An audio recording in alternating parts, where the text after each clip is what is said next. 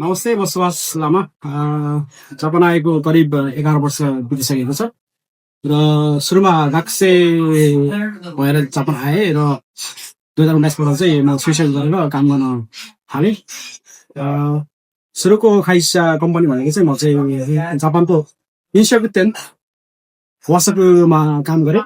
त्यस पछाडि भनेको त्यहाँ मैले 2-3 वर्ष जति काम गरेँ। त्यस पछाडि चाहिँ कम्पनी चेन्ज गरेर म नारिता एयरपोर्टमा नारिता एयरपोर्ट सम्बन्धी कुराहरू चाहिँ केही गर्नको लागि चाहिँ यहाँ छिरेँ र सँगसँगै वरिपरिका साथीभाइहरू पनि अब आइटी फिल्डमा नै स्तब्ध भएर काम गरेका साथीहरू पनि धेरै छन् मेरा है।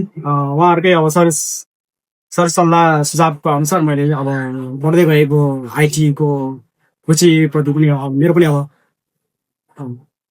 क्योमी भनौँ न चाख बढ्दै गयो र त्यसैसित म कोडिङहरू सम्बन्धी पनि अलिकति यसो जानकारीको लागि अब मान्छे अब युट्युबहरू हेरेँ कि अब साथीभाइहरूसँग कुरा गर्ने कि होइन, त्यो अनुसारले म चाहिँ अब कोडिङ सम्बन्धी पनि अलिकति ज्ञान दिँदै गएँ र सँगसँगै त्यो सँगसँगै कोडिङ सिक्दै म अब नेटवर्किङ नेपालमा हुँदा म अब नेटवर्किङ सम्बन्धी हल्का फुल्का कामहरू गर्थेँ कि त्यसैले गर्दा चाहिँ अब कोडिङ सँगसँगै नेटवर्किङलाई पनि आफ्नो क्योमीको विषय भएको हुनाले आफ्नो चाखको विषय भएको हुनाले आइटी सम्बन्धी अब नेटवर्किङमा नै अब लिप्त भएर काम गरौँ कि भन्ने सोचमा चाहिँ म आइटीमा चाहिँ अब हाम फाल्न पुगेको छु है। हजुर सायद यो फ्युचरलाई पनि एकदमै राम्रो नै चाहिँ छ र सबै अब जस्तै अब चाइनाहरूको हेरौँ न अब आइटी सम्बन्धी अब उनीहरूले रोबोटले अब कमुखेले बनाइसकेको छ नि, त्यो कुरा पनि अब हामी नेपालले पनि अब भविष्यमा गएर बनाउन सकिन्छ कि होइन।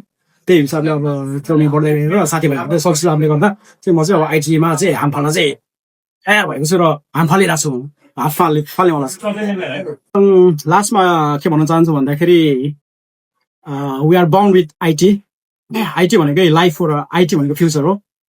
So we got accept the IT and look forward for our best future.